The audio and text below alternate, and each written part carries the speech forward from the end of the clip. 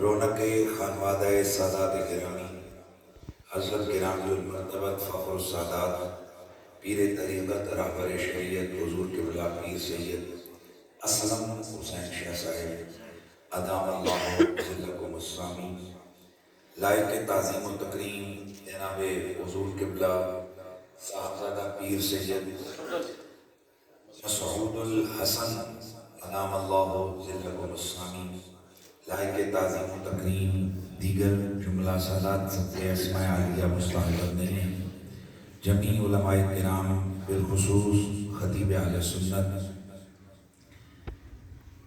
قابل قدر و قابل تقلید افکار کے وارث حضرت محترم مولانا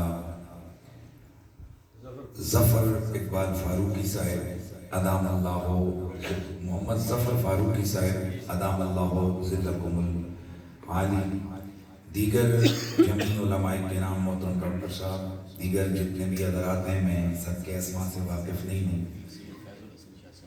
حضور قبلہ فخر السادات قبلہ پیر سید فیض الحسن شاہ صاحب ادام اللہ ذلکم العالی، جمیع علماء کرام، حاضرین و سامعین، السلام علیکم۔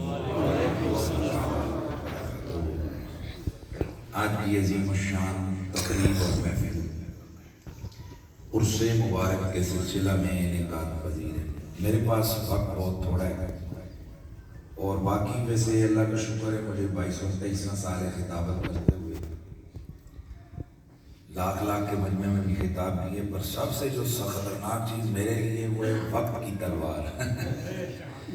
جب وقت کی تلوار لٹک جائے تو پھر میں موضوع جو ہے نا وہ ادھر ادھر ہی ہو جاتا ہے، اس لیے بغیر کسی تمہید اور تفصیل کے، چونکہ میرے پاس وقت بہت تھوڑا ہے اور ہم نے قبلہ شاہ جی کا حکم ہے کہ ہم نے نماز اپنے ٹائم پر پڑھنی ہے، اس سے قبل میں اپنی گزارشات جو ہے وہ کوشش کروں گا کہ میں پیش کروں، اس لیے میں اپنے روایتی انداز سے نہ آغاز سے میں نے نعت پڑھی ہے نہ اشعار پڑھے ہیں، بس کلام کی طرف آتے ہیں۔ ہم اہل سنت و جماعت ہیں، جس کو اس نسبت پہ فخر ہے وہ کہے الحمدللہ، کیونکہ غوث پاک رضی اللہ تعالیٰ عنہ پیران پیر ہیں۔ اولین کی گردنوں پہ بھی قدم میرے غوث کا ہے، آخرین ولیوں کی گردنوں پہ بھی قدم میرے غوث کا ہے۔ تو غوث پاک سے بڑا ہمارے لیے کوئی نہیں ہے، پیران پیر ہیں۔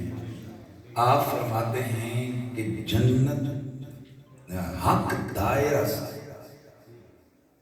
در اہل سنت و جماعت، حق دائر ہے، دائر کا مطلب ہے بند ہو چکا ہے، باروں لگ گئے تالا۔ حق کہاں ہے؟ حق دائر ہے اہل سنت و جماعت میں۔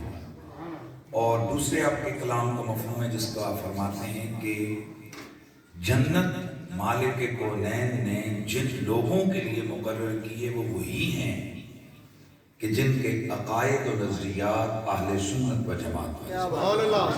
تو اس لیے ہمیں اپنے کسی کو ہم نے کہنا کچھ نہیں ہے، اپنا عقیدہ چھوڑنا نہیں ہے اور کسی کو ہم نے چھیڑنا نہیں ہے۔ ہمارے بڑوں نے جو ہمیں بتایا وہ ہم بولتے ہیں کہ آج تک ایسا، مجھے ایک دفعہ احساس کرنے لگے وہ جی آپ تو جہاں جاتے ہیں اس کا دوسرا مفہوم تو پھر کچھ اور نکلتا ہے۔ میں نے کہا جب تمہارے بولتے ہیں اس وقت انہوں نے سوچا کہ تیسرا مفہوم اور دوسرا کیا نکلتا ہے۔ ہمیں کسی سے کوئی لین دین کو غرض نہیں ہے، ہم الحمدللہ اہل سنت و جماعت۔ اور آج کی یہ محفل عرس کی ہے اور عرس ولیوں کے ہوتے ہیں اور ولی صرف سنیوں میں ہی ہوتے ہیں۔ اگر آپ میں سے کسی کو کوئی ہو پہچان کہ فلان جگہ اللہ کا ولی ہے پر وہ سنی نہیں ہے، ذرا مجھے بھی ایڈریس بتانا، واٹس ایپ پہ کر دینا کہ فلاں ولی ہے لیکن وہ سنی نہیں ہے۔ وگرنہ خدا کی قسم افریقہ، دور زمبابوے، بوٹسوانا، ادھر تک آپ جائیں وہاں بھی اللہ کے ولیوں کے مزار ہیں، وہاں بھی لکھا ہے الصلاۃ والسلام علیک یا رسول اللہ۔ دنیا کے جس کونے میں جائیں گے آپ کو جہاں بھی اللہ کے ولی ملیں گے تو پتہ یہی چلے گا کہ یہ ولی ہے. اور ولی کون ہوتا ہے؟ جو علی کا بھی نوکر ہو، محمد کے ہر صحابی کا بھی غلام. ماشاءاللہ یار، وقت تھوڑا مجھے اس پہ بحث نہ کرنی پڑے کہ آپ نے کیا کیا کہنا ہے اور کیا کیا نہیں کہنا ہے، سبحان اللہ کرنے، کیونکہ اس پہ ٹائم کافی لگتا ہے. تو حضرات، یہ اللہ کے ولی کے آستانے کے ساتھ متعلقہ محفل ہے اور عرس ہے. اور ہم اہل سنت و جماعت کے ہاں عرس کی تقاریب یہ ذریعہ ہیں علم اور دین کے سیکھنے سکھانے کا. سب سے پہلی چیز جس پر کامیابی موقوف ہے وہ ہے کسی شخص کا اچھا عقیدہ. کیونکہ ہزار عمل ہوں لیکن عقیدہ اگر گڑبڑ ہے وہ شخص کامیاب کبھی نہیں ہو سکتا. اچھا عقیدہ شرط ہے کامیابی کی. اور آپ کو پتہ ہے جیسے وضو شرط ہے نماز کے لیے، اگر بندہ سارا دن بھی بغیر وضو کے نماز پڑھتا رہے وہ نماز ہوتی نہیں. توجہ ہے، پڑھی جاتی ہے، ہوتی نہیں. اسی طرح اگر اچھے عقیدے کے بغیر کوئی عمل کرتا ہے، جتنا مرضی عمل کرے، نمازیں پڑھے، روزے رکھے، حج کرے، چلے لگائے، وہ اپنے طور پہ جو مرضی محنت کرے، گوڑے ڈٹے رگڑ کے رکھ دے. آپ یقین کیجئے عقیدہ درست نہیں ہے تو اس عمل کا کوئی فائدہ نہیں. یہی وجہ ہے کہ جب ہم قرآن و سنت میں غور کرتے ہیں تو قرآن و سنت سب سے پہلے مسلمانوں کے عقیدوں کو سنوارنے کی بات کرتے ہیں. کس کی بات کرتے ہیں بولیے؟ مجھے بتائیے جہاں پر بھی بات ہوئی ہے تو ان الذین آمنوا وعملوا الصالحات، اعمال بعد میں اور ایمان پہلے. اور ہمارے ایک بزرگ وہ فرمایا کرتے تھے، ایک جملہ بڑا زبردست، وہ کہتے تھے کہ عمل وہ کھمبا ہے جو ایمان کے پلاٹ میں گاڑا جاتا ہے.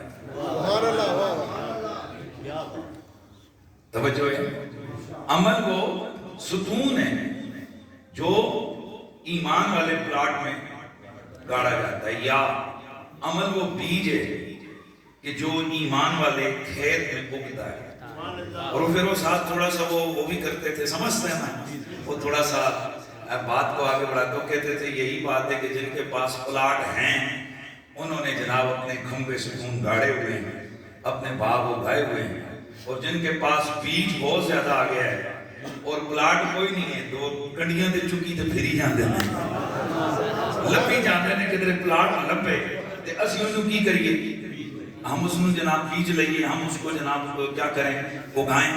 تو حضرات اہل سنت و جماعت ہیں ہم، الحمدللہ ہم سب سے پہلے اپنے ماننے والوں، اپنے سننے والوں کی اصلاح کرتے ہیں عقیدے کے لحاظ سے. اور عقائد میں سب سے پہلا عقیدہ عقیدہ توحید ہے. حضور غوث پاک کی تعلیمات پہ جب ہم غور کرتے ہیں، آپ سر الاسرار کو آپ پڑھیں اور دیگر جو آپ کی اوریجنل کتابیں ہیں، جب آپ ان کو پڑھیں تو اندازہ ہوگا کہ غوث پاک توحید پہ کس قدر زور دیتے ہیں. اور میں ایک جملہ توحید کو اور آگے اسی طرح میں پڑھوں گا، چونکہ بہت کم ہو چکا ہے ہمارے ہاں توحید کے حوالے سے ایک بات کم کی جاتی ہے کہ کائنات بنانے والا رب ہے. توجہ ہے سچی، ہمارا نبی سب سے بڑا مخلوق ہے. اشارے کرتے ہیں چاند کے ٹکڑے ہو جاتے ہیں، اشارہ کرتے ہیں سورج واپس پلٹ آتا ہے، گنگے بولنے لگ جاتے ہیں، اندھے دیکھنے لگ جاتے ہیں.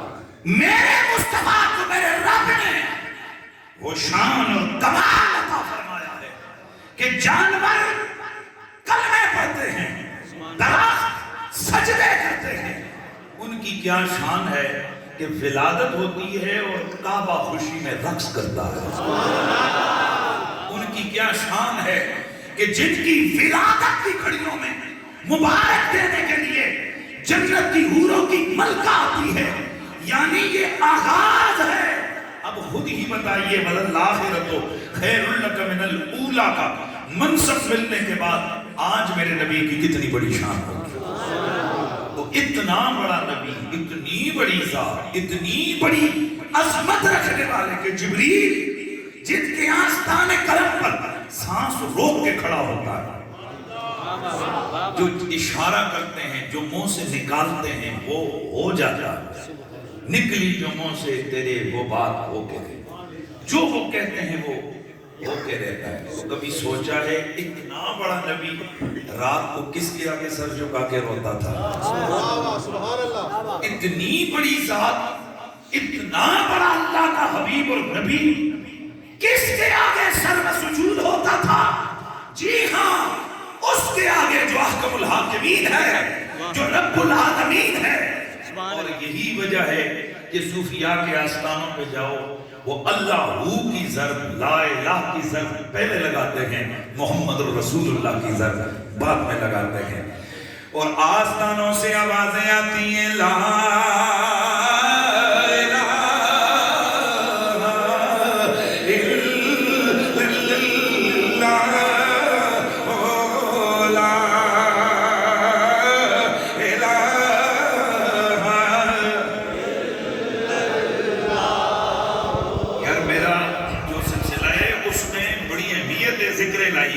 صوفیاء کا جو طریقہ ہے، وہ ان کے جو وظائف ہیں ان میں اللہ کا ذکر کی پہلی چیز ہے۔ تو اس لیے ذرا سارے صدا لگائیں تاکہ پتہ چلے کہ ہم ذکر الہی سے پیار کرنے والے لوگ ہیں۔ لا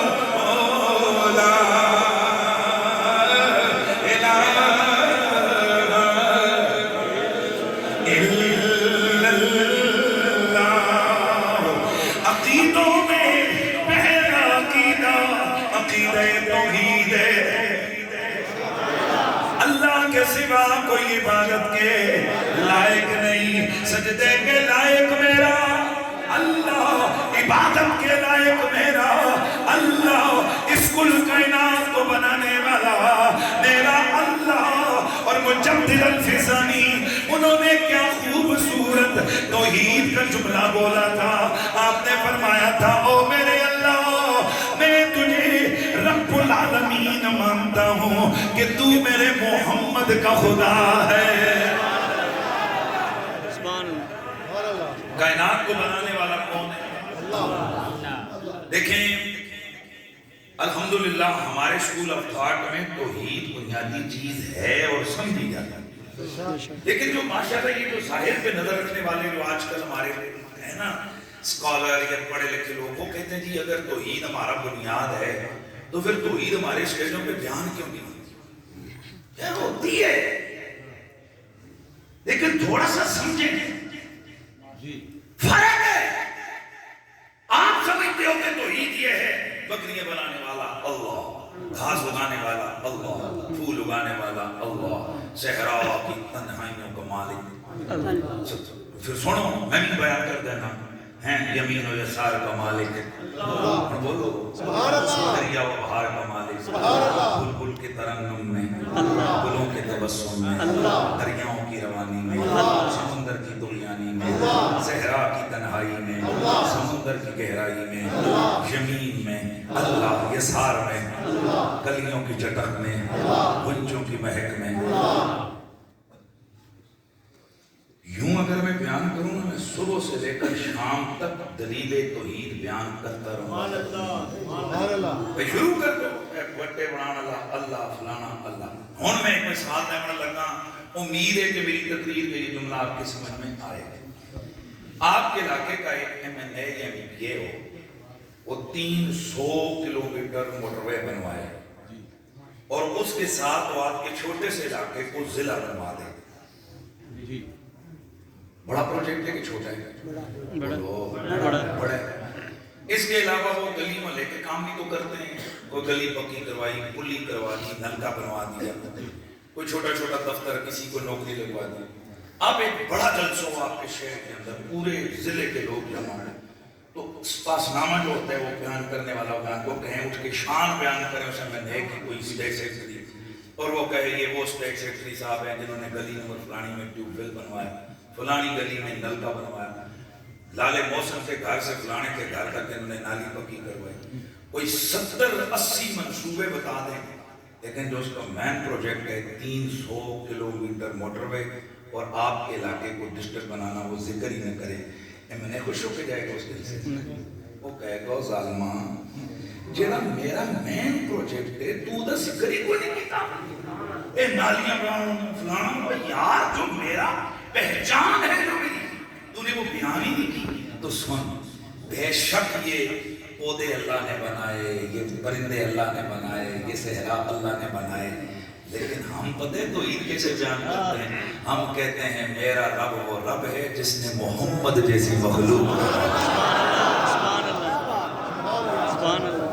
اب لا اس دلیل توحید کے مقابلے میں کوئی بھی دلیل لا مصطفیٰ کے مقابلے میں کائنات میں اللہ کی کوئی بھی مخلوق، میرا نبی مخلوق اعظم ہے، میرا نبی کائنات کبیر ہے، سبحان اللہ سبحان اللہ، میرا نبی کتنا بڑا ہے۔ امام کستلانی فرماتے ہیں ایک ترازو قائم کیا جائے، ترازو کے ایک پلڑے پر 7 زمینیں، 7 آسمان، لوح قلم عرش کرسی، تمام فرشتے ملائکہ، تمام انسان جنات رکھے جائیں اسی پلڑے پہ، انبیاء ہوں اسی پلڑے پہ، شہداء ہوں اسی پلڑے پہ، اولیاء ہوں، بلکہ میں یوں ترتیب لے کے ہوں اسی پلڑے پہ، اولیاء ہوں اسی پہ، شہداء ہوں اسی پہ، صدیقین ہوں اسی پلڑے پہ، 1.25 لاکھ نبی ہوں اور دوسرے پلڑے پہ اکیلے مصطفیٰ ہوں، پلڑا میرے مصطفیٰ